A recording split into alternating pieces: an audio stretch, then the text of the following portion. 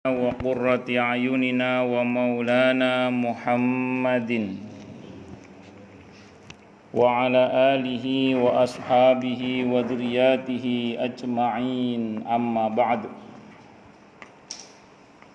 أشهد أن لا إله إلا الله وأشهد أن محمدا رسول الله وأفوض أمري إلى الله إن الله بصير بالعباد حسبي الله لا إله إلا هو عليه توكلت وهو رب العرش العظيم قال الله تعالى في كتابه الكريم حكاية عن نبي الله موسى عليه السلام رب اشرح لي صدري ويسر لي أمري واحلل عقدة من lisani yafqahu qawli. Para alim, para asatidah, para bapak dan ibu sekalian, hafizani wa hafizakumullah, bil khusus para sepuh, para bini sepuh, para tokoh masyarakat, wabil khusus ketua majelis taklim Sabilul Muhtadin dan ketua-ketua majelis taklim yang lainnya, yang semoga Anda semua, kita semua beserta jamaah kita semua selalu dalam naungan rahmat, barokah, perlindungan serta bimbingan Allah Subhanahu wa taala. Amin Allahumma amin. Pertama-tama marilah kita haturkan puja dan puji syukur kita ke hadirat Allah Subhanahu wa taala dengan berucap alhamdulillah. Mudah-mudahan dengan hamdalah ini nikmat dari Allah untuk kita ditambah.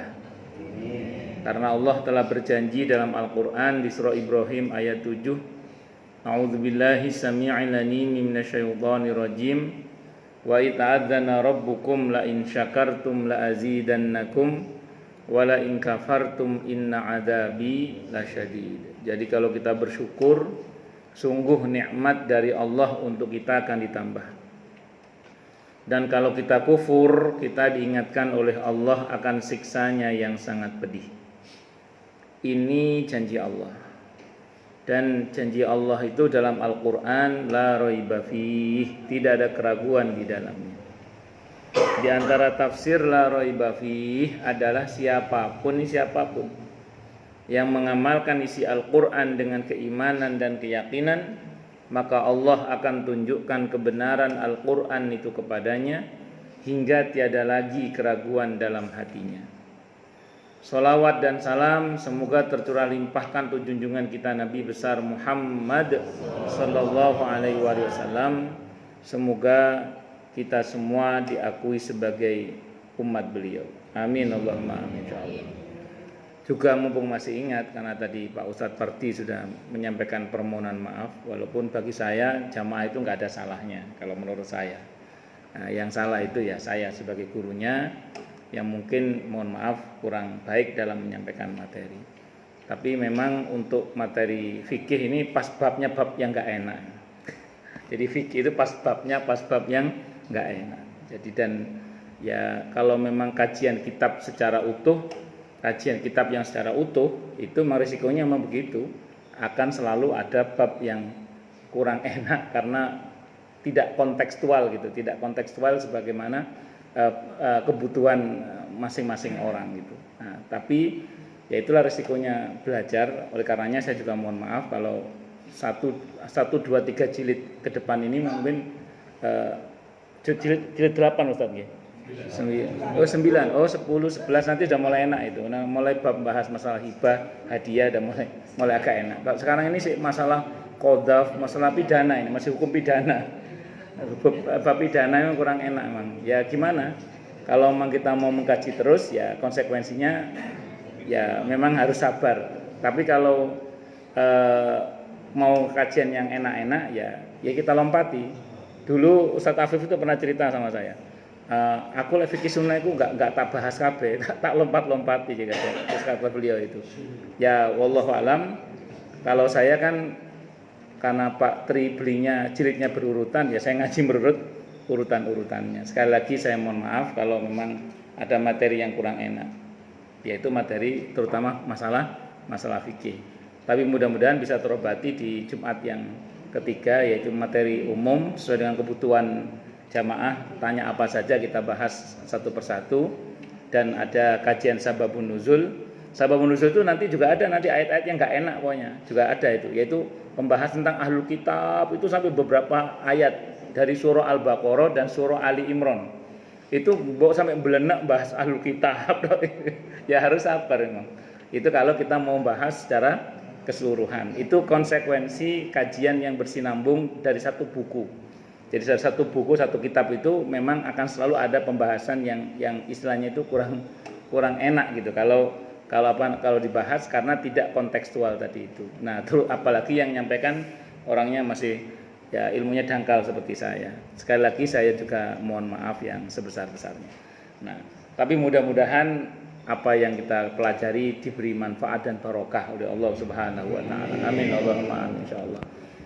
Terus kemudian karena saya hari ini diminta untuk juga bicara tentang masalah Ramadan, satu hal yang penting kita pahami bersama bahwa Ramadan ini kan bulan di mana rahmat diobral nggak habis-habis, barokah diobral nggak habis-habis, ampunan pemaafan Allah itu diobral nggak habis-habis, pahala itu kelipatannya nggak biasa, kelipatannya itu luar biasa dan hingga tak berhingga. Itu terkait dengan apa? Bulan Ramadan. Nah, di banyak tempat itu sering saya sampaikan, ini targhibnya, rangsangan orang supaya semangat beribadah di bulan Ramadan. Sering saya sampaikan bahwa di bulan Ramadan itu kalau kita ingin meraih keutamaannya dalam bentuk rahmat, barokah, pengampunan, pemaafan, jaminan bebas dari api neraka, terus termasuk berbagai macam kemuliaan-kemuliaan dengan kelipatan pahala yang enggak biasanya itu. Kalau kita hanya mengandalkan badan kita yang satu ini, yang cuma satu ini, itu sering saya sampaikan, kok rasanya enggak maksimal. Kok rasanya enggak maksimal dalam kita meraih keutamaan-keutamaan Ramadan itu. Kenapa? Karena badan kita ini kemampuannya terbatas. Badan kita ini kemampuannya terbatas. Tenaganya terbatas, waktunya terbatas. Belum lagi nanti ada mual-mualnya, muales-mualesnya. Nah, itu ada mual-mualnya, muales-mualesnya. Jadi kalau kita meraih keutamaan bulan Ramadan dengan limpahan rahmat, barokah, ampunan, pemaafan, kelipatan pahala yang luar biasa itu, kalau kita hanya pakai badan kita saja, itu kok rasanya nggak maksimal gitu. Kok rasanya nggak maksimal. Maka supaya kita bisa meraih keutamaan secara maksimal, itu saya sering sarankan agar kita melibatkan banyak orang dalam kebaikan. Saya ulang ya, mengajak banyak orang dalam kebaikan, melibatkan banyak orang dalam kebaikan. Yang karena kita terlibat dalam melibatkan banyak orang dalam kebaikan itu akhirnya kita dapat bagian pahala yang sama dengan mereka. Jadi karena kita berusaha melibatkan banyak orang untuk beribadah kepada Allah pada bulan Ramadan itu, sehingga karenanya kemudian kita dapat bagian pahala yang sama dengan mereka, sehingga kita dapat keutamaan yang banyak, yang maksimal insya Allah. Caranya bagaimana? Saya sering sampaikan terkait dengan kiat-kiat yang sederhana saja, yaitu seperti misalnya membayar listrik masjid, membayar air masjid. Itu kelihatannya sederhana. Tinggal kita ngomong ke ketua DKM, Pak, berapa listrik masjid, berapa listrik musola? Mas, saulane 7 juta. Loh kok larang teman Pak? Sebagian aja. Patungan. Kalau nggak kuat sendiri ya patungan.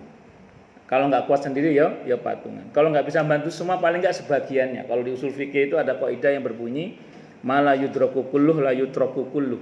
Kalau nggak bisa dikerjakan semuanya paling nggak jangan ditinggalkan semuanya. Dengan kita membantu bayar listriknya masjid, bantu airnya masjid, bantu listriknya musola, bantu listriknya musola, airnya musola, maka sebanyak itu orang yang beribadah kepada Allah di masjid atau di musola itu, sebanyak itu orang yang beribadah, i'tikaf, tadarus Al-Quran, taklim di musola atau di masjid itu, sebanyak itu pula kita dapat bagian pahala yang sama. Kenapa? Karena mereka merasa nyaman beribadah di situ karena kita yang bantu listriknya, karena kita yang bantu airnya. Nah ini bukan saya yang ngomong, siapa? Al-Quran yang mengatakan, Allah yang berfirman. Di mana? Di surah An-Nisa. An-Nisa surah keempat ayat 85 itu. may yashfa' syafa'atan hasanatan yakul lahu nasibum minha. Siapa yang memberikan pertolongan yang baik, maka dia akan dapat bagian pahala yang sama dengan yang ditolong. Jadi kalau kita yang nolong mereka supaya beribadah dengan nyaman di sebuah masjid atau musola, karena kita yang bantu bayar listrik atau bayar airnya, maka sebanyak orang yang merasa nyaman beribadah di masjid dan di musola itu, kita dapat bagian pahala yang sama dengan mereka. Allahu Akbar. Saya juga sering sampaikan kepada orang-orang para agniya, terutama orang-orang yang kaya, yang sering kali kalau mau ngasih baju koko, sarung, mukena kepada satpam, tukang sampah, guru ngaji, merbot masjid, imam masjid, itu sering kali kadang menjelang Idul Fitri. Apa salah? Enggak salah. Cuman kalau ngasihnya menjelang Idul Fitri, nanti dipakainya setelah Idul Fitri. Nah, kalau sudah Idul Fitri itu kan pahala udah biasa lagi, enggak seperti di Ramadan. Maka saya sering bilang, kalau bisa, kalau uangnya ada, tapi ini kalau uangnya ada, itu ngasihnya itu mbok ya sebelum Ramadan. Sambil diwanti-wanti, tolong nanti Ramadan dipakai Pak ya. Sambil diwanti-wanti, tolong nanti Ramadan dipakai. Harapannya pada saat di bulan Ramadan kita dapat bagian pahala yang sama dengan mereka. Yang itu pahalanya insya Allah luar biasa. THR-nya lahir cairnya menjelang Idul Fitri Ustaz. Ya enggak, ini kan misalnya ada uangnya. Kalau nggak ada uangnya ya enggak apa-apa menjelang Idul Fitri. Ada juga yang protes Ustaz, kalau dikasih menjelang Ramadan nanti mau Syawal minta lagi Ustaz. Ya dikasih lagi kalau ada. kalau ada. Allahu Akbar. Nah, ini kan dalam rangka untuk nebar jalan. Waduh Ustaz, ini contohnya kok yang bermateri semua. Bagaimana dengan sebagian orang yang nggak punya materi banyak? Kan saya mohon maaf, kan ada sebagian orang itu yang gajinya itu 8 koma. Karena setiap tanggal 8 dia koma. Nah ini gimana Ustadz dengan orang-orang yang seperti ini? Ya kan ada yang seperti itu. Maka jawabannya sederhana saja. Kita itu tidak harus dengan materi, bisa dengan tenaga. Bisa dengan apa? Dengan tenaga. Entah bersihin toiletnya masjid, ngepel masjid, atau bikin wangi karpetnya masjid, nyuci mukena inventaris masjid atau musola, nyuci sarung inventaris masjid atau musola.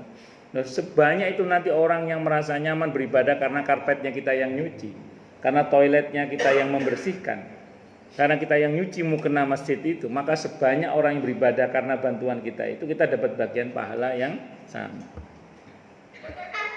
Waduh Ustadz, itu tenaganya kok materi sama tenaga. Saya materi nggak banyak, tenaga juga nggak kuat Ustadz, karena sudah tua misalnya. Dengan apa saya bisa bermanfaat? Oh gampang,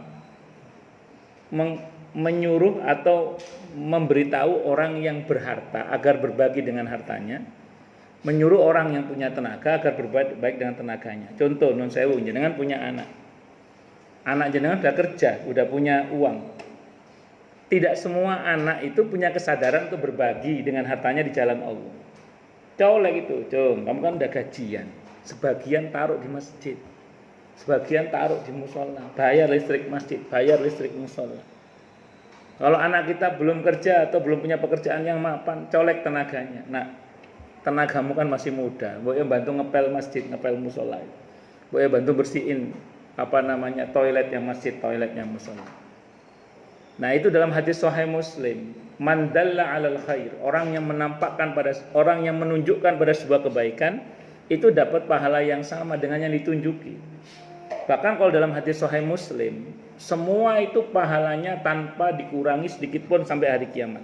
Min ghairi ayunqasa ila yaumil qiyamah, tanpa dikurangi pahalanya sampai hari kiamat. Nah, makanya monggo mumpung masih mau Ramadan, yang mau ancang-ancang untuk berbuat kebaikan di bulan Ramadan, jangan hanya melibatkan badan kita sendiri, tapi libatkan banyak orang untuk beribadah kepada Allah karena bantuan kita, entah itu dengan materi, dengan tenaga, atau dengan ajakan dalam kebaikan, atau dalam pemberitahuan untuk berbuat baik, atau perintah untuk berbuat baik, dan begitu seterusnya, sehingga karenanya kita dapat bagian pahala yang sama dengan mereka. Catatan berikutnya, kan di dalam bulan Ramadan itu ada malam namanya malam Qadar, jadi Lailatul Qadar. Saya mohon maaf ya, fakta di lapangan kan, tidak semua orang pas malam qadar itu sedang beribadah secara maksimal. Tidak semua orang itu loh, pas malam qadar itu sedang beribadah secara maksimal, itu masalahnya. Iya, kalau pas malam qadar turun kita pas sholat, mudah-mudahan ya amin insyaallah. Pas tadarus Al-Quran, mudah-mudahan ya amin Allahumma amin insyaallah. Pas i'tikaf di masjid, mudah-mudahan ya amin Allahumma amin insyaallah. Sehingga kita dapat bagian pahala yang luar biasa, yang kata Allah khairun min alfi syahr, lebih baik daripada 1000 bulan. Tapi masalahnya kan kadang non sewu nggih, bisa jadi pas malam qadar itu kita ngantuk pas tidur. Bisa jadi pas malam qadar itu ibu-ibu lagi sibuk bikin nastar misalnya. Karena pesanan nastar banyak misalnya. Bisa jadi sebagian kita lagi mudik. Mending kalau mudik selama perjalanannya banyak istighfar, banyak sholawatnya, banyak murojaah Qur'annya selama safar. Lek pas mulai bengiku kena macet kayak mesa-meso lah piye. Nah, terus Allah naudzubillah naudzubillah min syarri dzalik. Artinya gini, pas dalam keadaan kita itu sedang malam qadar terjadi, kan keadaan kita beda-beda, enggak sama. Nah, kalau kita sudah menebar jala kebaikan yang sebanyak mungkin tadi itu, kalau kita sudah menebar banyak jala kebaikan yang sebanyak tadi itu, masjid, musola, wakaf Al-Quran, bantu baju koko, mukena, atau dengan tenaga kita membersihkan masjid, musola, atau dengan ilmu kita mengajak orang dalam kebaikan, beritahu orang. Maka kalau kita sudah menebar banyak kebaikan itu, pas malam qadar, andaikan namanya manusia, kita ada lalai-lalainya atau ada kurang-kurangnya, namanya manusia kan, paling enggak kurangnya kita itu ditutup dengan banyaknya orang yang kita bantu tadi itu, yang beribadah kepada Allah pas malam qadar itu, sehingga sebagaimana mereka dapat keutamaan lebih baik daripada 1000 bulan, maka kita juga dapat bagian pahala yang sama dengan mereka. Ngeten nggih. Nah, mudah-mudahan ngeten nggih. Amin Allah. Tapi mudah-mudahan kita juga dalam keadaan baik pas malam qadar itu. Nah, tapi jangan terus mikirin ngeten. Wah, iki aku wis nyumbang masjid telu iki. Nah, iki aku wis nyumbang mushola 5 ya. Saya udah nyumbang baju koko sama sarung 15 ini. Saya sudah begitu kita ngomong gitu, ngomongnya apa? Lek ngono Ramadan santai aja lah. Ya, jangan gitu. Tetap kita harus mujahadah. Tetap kita harus berusaha. Nah, usaha sebisa yang kita lakukan namanya mastata'tum. Beribadah kalian semampu kalian. Semampumu bukan seenakmu. Kok kemudian, nah saya ulang, namanya manusia, ada kurang-kurangnya, insya Allah ketutup dengan apa tadi? Dengan banyaknya orang yang kita bantu dalam kebaikan tadi. Insya Allah. Bapak Ibu sekalian, hafizoni wa hafizakumullah. Kita teruskan. Biasanya kalau kita bicara tentang bulan Ramadan, itu biasanya enggak jauh-jauh dari firman Allah Subhanahu wa taala dalam Al-Qur'an di surah Al-Baqarah ayat 183 itu. A'udzubillahi samii'il 'aliim minasyaitonir rajim. Ya ayyuhalladzina amanu kutiba 'alaikumus syiyam kama kutiba 'alal ladzina min qablikum la'allakum tattaqun. Hai orang-orang yang telah beriman, diwajibkan atas kalian berpuasa sebagaimana diwajibkan atas orang-orang sebelum kalian agar kalian bertakwa.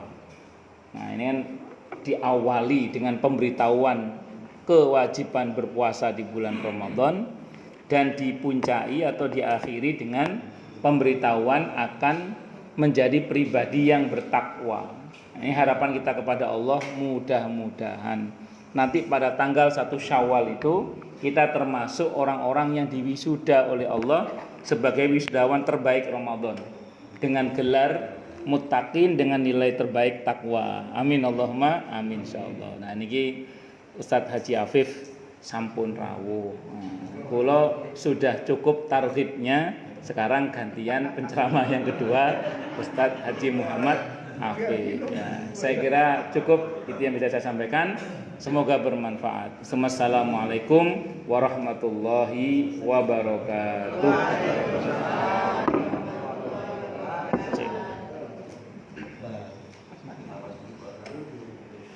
Demikian tadi tausiah agama yang disampaikan oleh guru kita mudah-mudahan apa yang telah disampaikan tadi kita insya Allah dapat mengamalkannya dalam bulan suci Ramadan ini. Tausiah yang kedua insya Allah nanti akan disampaikan oleh Bapak Ustadz kita yaitu Bapak Ustadz Haji Muhammad Afif, sekaligus nanti ditutup dengan doa. Dengan demikian kami persilakan Bapak Ustadz untuk menyampaikan tausiah ini.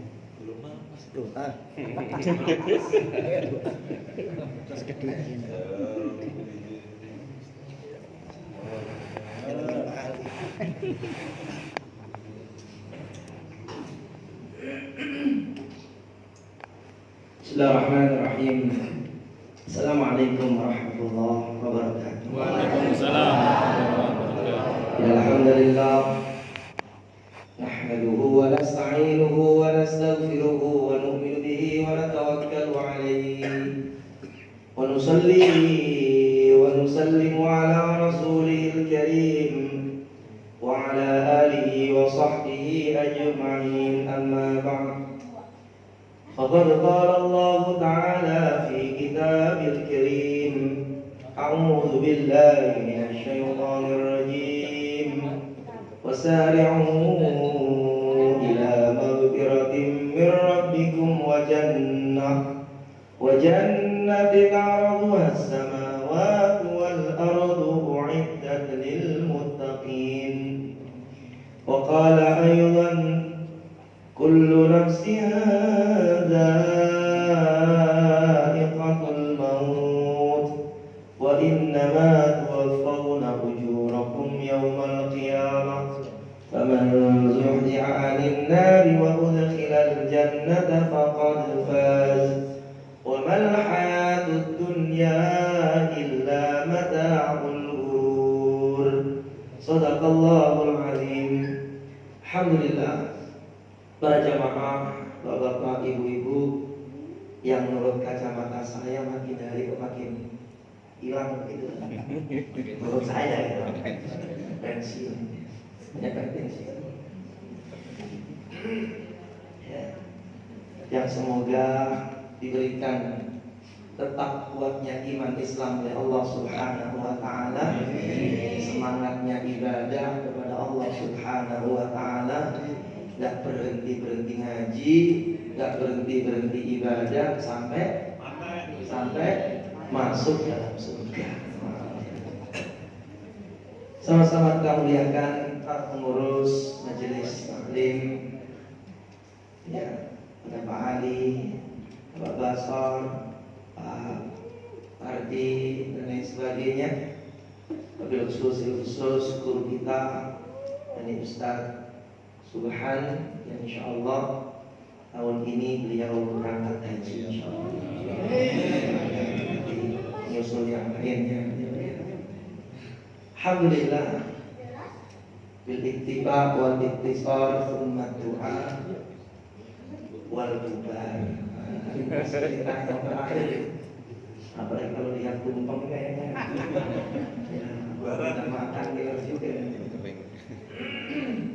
Para jamaah rahimahumullah, siapapun kita, umat Rasulullah sallallahu alaihi wa alihi wasallam yang kepingin hidup di dunia dan akhirat ini, mesti cita-citanya kepingin sukses ya, pengen sukses.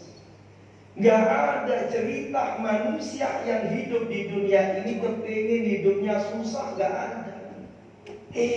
Ternyata sukses itu susah apa gampang? Susah. Ada yang sampai berangkat pagi, pulang malam. Ada yang wajahnya ditempelin di tembok-tembok.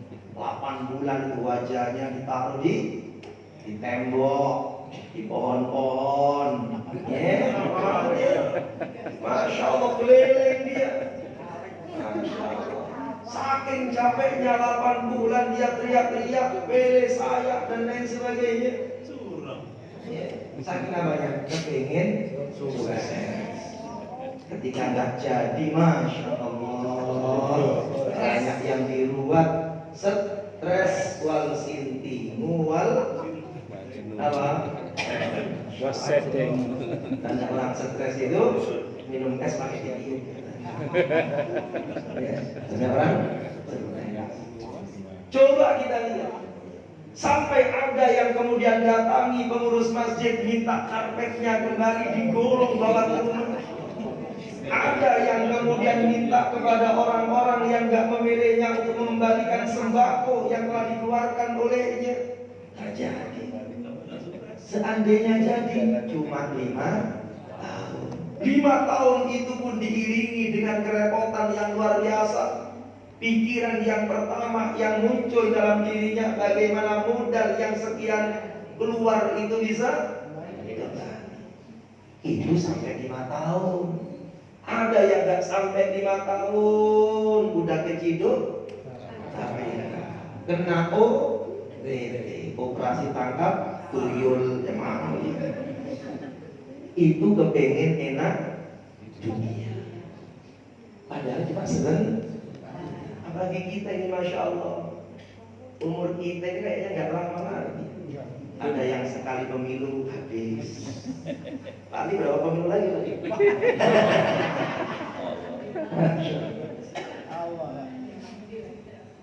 Mau tidak mau, yakin gak yakin, lawan adanya gak banyak. Wa man nu'ammirhu nunakkisu bil khalqi afala ya'qilun.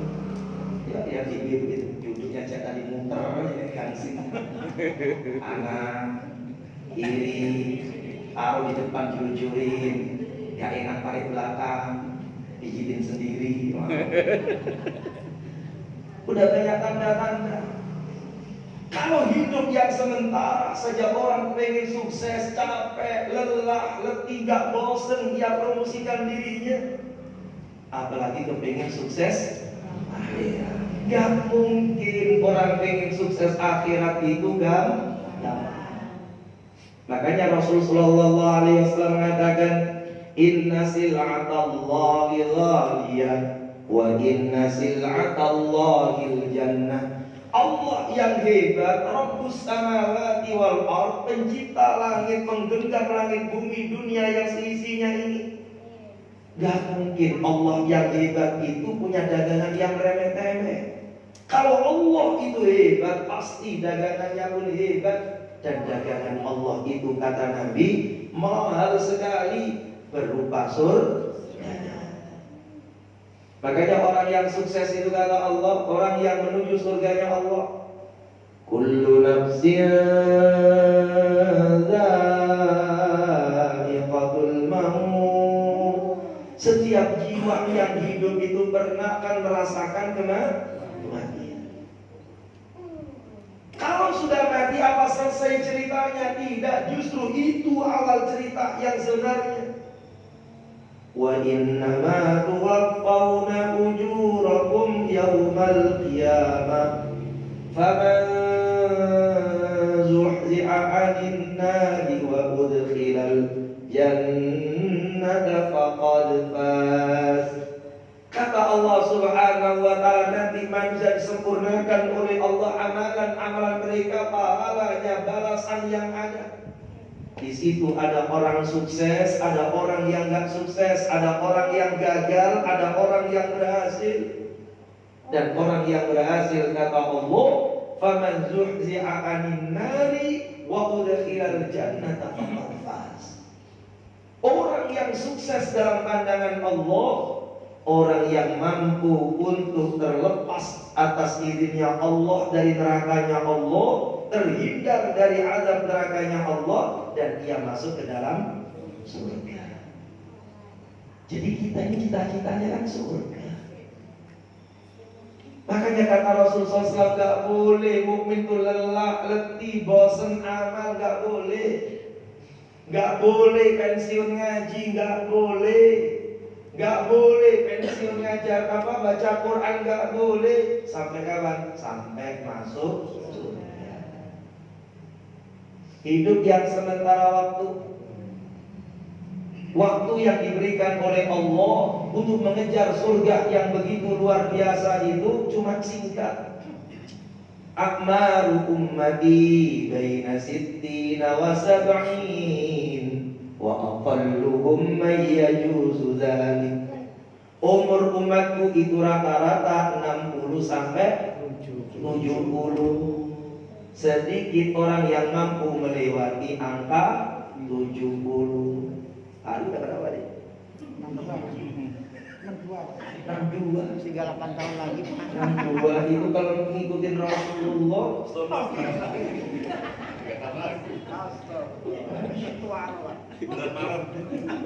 Ya boleh ikut Rasulullah setahun lagi. Singkat, pendek, sebentar. Suksesnya sukses sebentar, susahnya susah sebentar, taatnya taat sebentar, maksiatnya juga maksiat sebentar. Untuk apa? Untuk menjadi kehidupan yang sebenar-benarnya. Abadan abidin, khalidina ya selama-lamanya, surga ataukah nerakanya. Sukses yang sebenarnya atau susah yang sebenarnya, taruhannya itu dengan waktu yang cuma sebentar. Kalau 63 dalam setahun balik. Dalam setahun balik. Setahun. Setahun.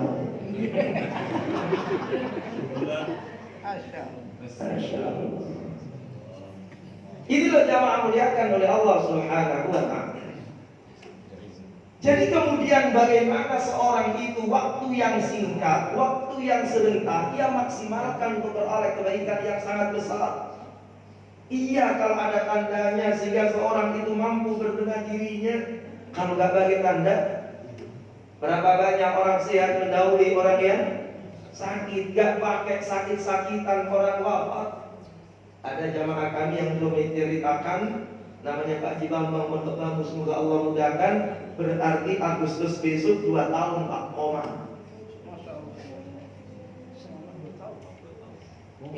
Orang yang sehat wafat, orang yang koma masih ada, belum titik. Berapa banyak seorang pemain bulu tangkis wafat di tempat? Berapa banyak pemain sepak bola wafat di lapangan hijau? Tapi yang bengek ya Allah awet, bengeknya mati. Jadi hidup ini gak bisa kemudian kita atur-atur jamaah rahimahullah.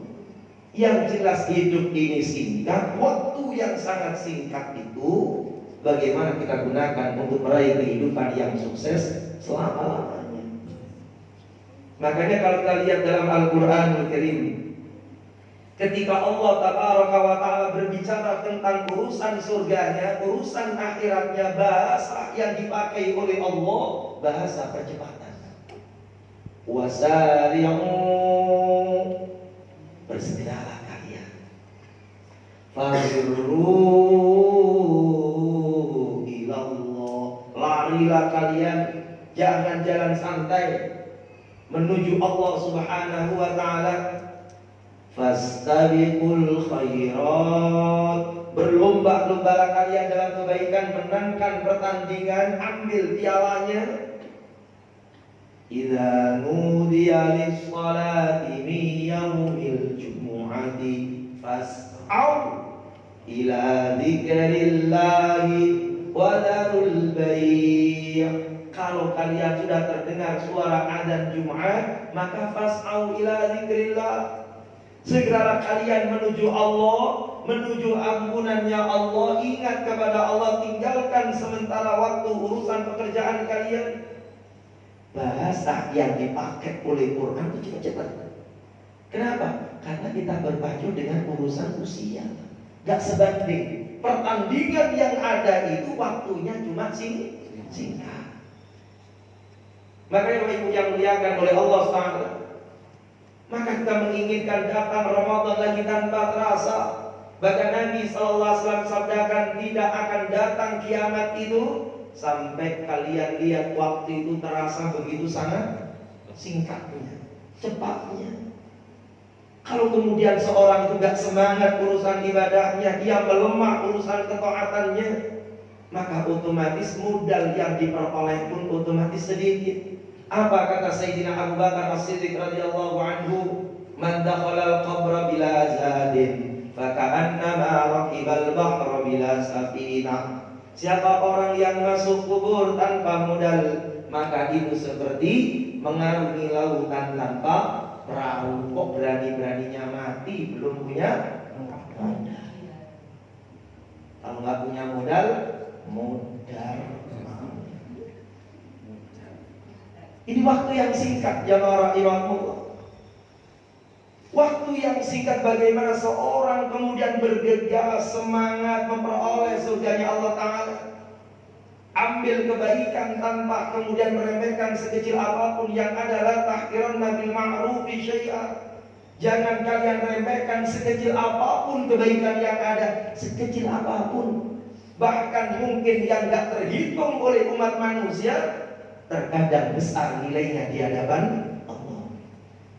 Seorang syekh ditanya, "Wahai tuan syekh, apa yang dilakukan oleh seorang makmum yang datangnya belakangan yakni masbuk? Tatkala imam itu sujud, apakah makmum itu langsung sujud ataukah makmum itu menunggu berdirinya sang imam untuk dihitung rakaatnya? Kalau langsung sujud dihitung rakaatnya kan? Ya, kan dihitung. Hitungnya rakaat itu sejak urusan ruku.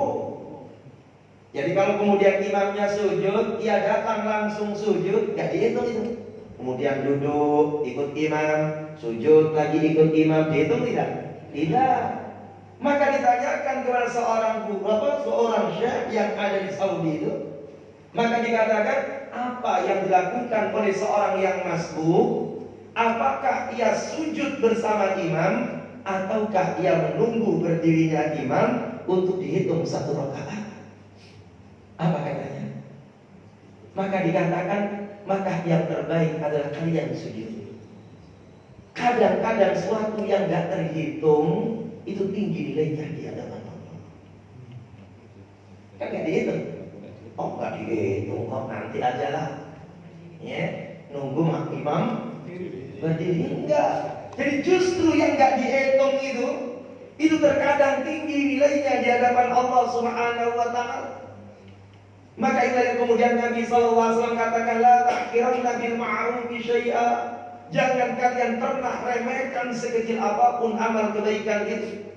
Bahkan ada orang masuk surga hanya asbab menanam satu pohon yang kemudian dia gak mampu menikmatinya, ia wafat. Ternyata setelah wafat itu pohon itu rindang luar biasa. Orang berteduh di bawahnya, orang pun memetik daripada buah-buahnya. Asbab ia tanam pohon yang memberikan kemanfaatan bagi orang lain setelahnya, tanpa ia pikirkan, ternyata ia menjadi sebab masuk surga. Apalagi ngaji, Masya Allah, ngaji itu bukan perkara kecil. Nabi sudah bilang, man salaka lahu tariqan yaltamisu fihi ilman sahalallahu lahu tariqan ilal jannah. Siapa orang yang melangkahkan kakinya menuju majelis ilmu, Masya Allah, ya.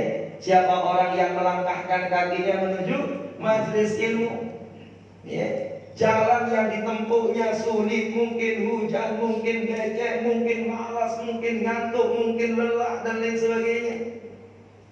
Yang keluar dari rumahnya itu mencari ilmu, thalabul ilmi. Apa kata Nabi sallallahu alaihi wasallam? Sahalallahu lahu tariqan ilal jannah. Maka ia dimudahkan oleh Allah untuk menuju surga.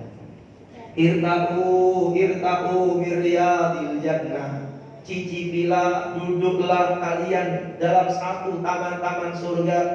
Ditanyakan pada Nabi, wa marriyadul jannah ya Rasulullah, apa itu taman surga ya Rasulullah? Halaqadz dzikri ay majlisal ilmi, yaitu halaqadz dzikir, yakni majelis ilmu, majelis yang di dalamnya qala Allah Ta'ala, qala Nabi sallallahu alaihi wasallam. Dikatakan di dalam riwayat itu adalah taman surga. Jadi kalau ngaji itu datangi tempat pengajian, berarti ia lagi datangin surga. Nah, kita ini semuanya minta surga. Sebentar lagi dikumandangkan Allahumma inna nas'aluka ridhaka wal jannah wa na'udzubika min sakhatika. Masya Allah. Syahrul Mubarak, bulan yang penuh berkah, yakni Ramadan, yang membuka tuftahu abwabul jannah, yang surga pintunya terbuka semuanya. Ternyata kemudian menjadikan sebab kebaikan yang sangat besar langkahnya seorang itu menuju majelis ini. Bahkan Allah itu punya malaikat khusus. Allah itu punya sayyain, malaikat yang senang wisata, nyari-nyari orang-orang yang duduk-duduk di majelis. Ketika sudah datang orang-orang itu, malaikat tahu, maka malaikat berhenti. Ketika malaikat berhenti, tahu ya Allah, maka pasti mereka lebih semangat lagi memujimu. Sampai kemudian pada satu pertanyaan, emangnya nyari apa mereka itu? Mereka kumpul-kumpul itu nyari surgamu ya Allah. Emangnya tahu surgaku? Gak tahu ya Allah. Kalau mereka tahu, pasti mereka lebih semangat lagi mencari surgamu ya Allah. Ujung hadis yang panjang itu kemudian kata Allah Ta'ala, kalau begitu semua yang ada di dalamnya aku ampuni dosa-dosanya. Apa kata malaikat? Ya Allah, ada di antara mereka itu laisa minhum, gak masuk kelompok pengajian. Maksudnya gimana malaikat? Ada yang cuma ngadem doang ya Allah. Di luar panas, di majelis itu AC-nya cakep, dia cuma ngadem doang. Ada yang kemudian karena untuk jualan jilbab, nanti kalau setelah pengajian selesai, ia baru gelar jilbab. Karena lagi pengajian, ia ikut-ikutan nimbrung. Ada yang mau ke tamjid ya Allah, ya, mau ke Tamrin City sana karena temennya lagi ngaji, maka sekalian nunggu nanti habis ngaji berangkat bareng. Baik sakit. Apa kata Allah Ta'ala? Gak apa-apa.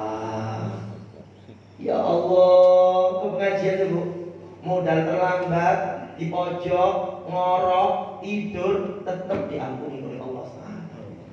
Itu ngaji. Cuma modal. Masya Allah.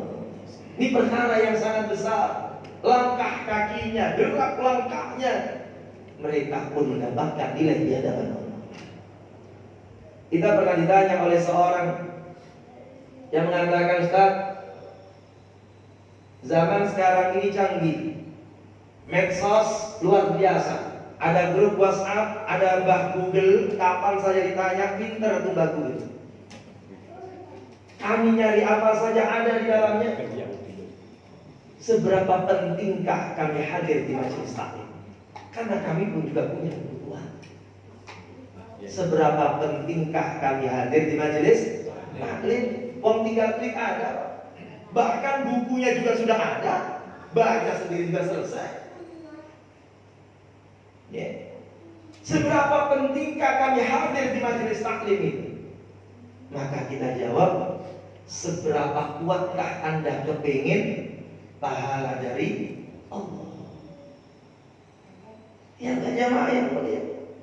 Mungkin orang itu di grup itu kemudian ada gurunya, mungkin di grup itu kemudian dia gak salah, mungkin. Apalagi kemudian ngalor ngidul, ya, main WhatsApp aja, main chatting aja, main cari-cari di Google saja. Google-nya pun mengacu semuanya. Ada yang benar, ada yang tidak. Seandainya ada yang membimbing di grup itu, tetap gak mampu mengalahkan hadirnya orang dalam majelis. Jadi jangan bilang, sama aja, ngaji gak ngaji. Sama gak? Gak sama, satunya melangkah, satunya duduk kok. Gak sama jamaah imamullah. Sehingga tetap seorang ini gak boleh meremehkan kebaikan. La tahqiranna bil ma'rufi syai'a. Jangan pernah kalian remehkan sekecil apapun kebaikan yang ada. Karena orang yang datang, yang ngaji dan lain sebagainya itu Masya Allah, sampai menjadikan salah satu asbab dunia itu punya nilai, asbab adanya pengajian. Ad-dunya mal'unatun mal'unun ma fiha. Dunia itu terlaknat kata Nabi, dan semua isinya terlaknat. Semua isinya terlaknat, mobilnya, motornya, rumahnya, gedungnya, apartemennya terlaknat semuanya. Illa dzikrullah, kecuali diisi untuk zikir, ingat kepada Allah. Wa ma walahu, hal yang berkaitan dengan zikir, sholat, ibadah dan lain sebagainya disebutkan secara khusus yang ketiga, wa aliman au muta'alliman. Itu apa? Ngajar atau belajar, artinya majelis taklim, majelis ilmu. Ini loh jamaah rahimahullah. Makanya yang harus kita perhatikan, kita menginginkan terus eksis berapapun yang ada, jangan sampai yang ada malah generasi seterusnya berikutnya yang kemudian muncul ke permukaan. Ini yang kita inginkan sama-sama, karena memulai itu susah, mempertahankan itu lebih susah lagi. Semoga Allah ridhoi kita semuanya, diberikan oleh Allah Ta'ala Ramadan yang penuh berkah, Ramadan yang lebih menjadikan kita semangat nyari surganya Allah Ta'ala. Surga itu jamaah. Nabi sampai mengatakan, dikatakan salah satu riwayat, "Dunya fil akhirah", tidaklah berbanding dunia dengan akhirat, itu tidak bisa dibandingkan.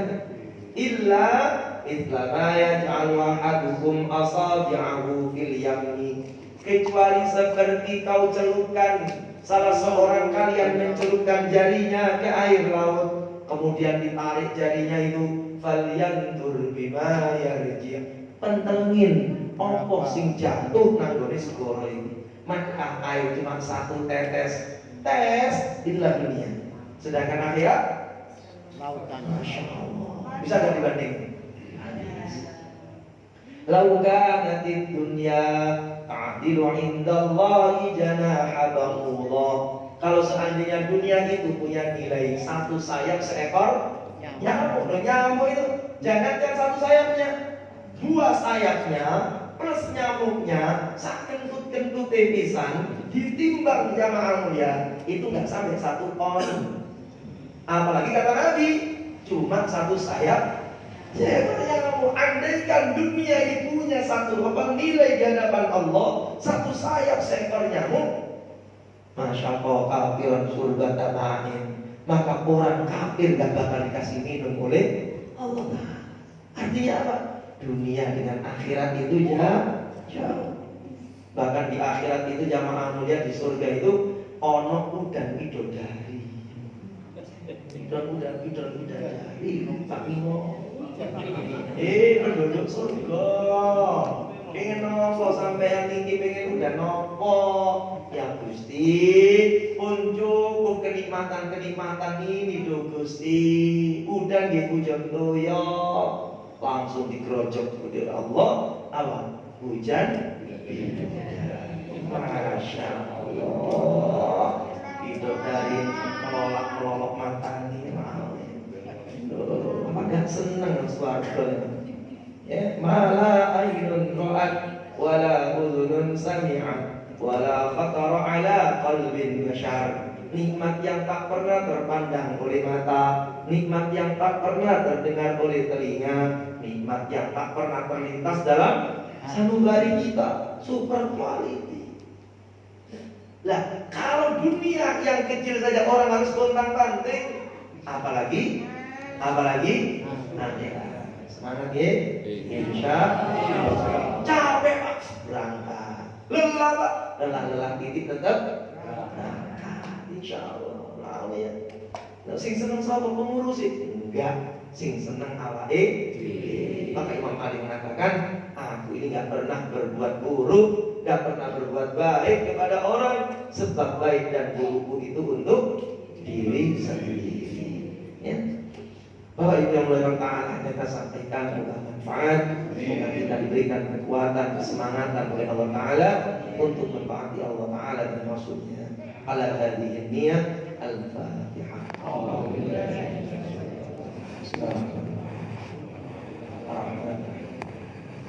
Iya.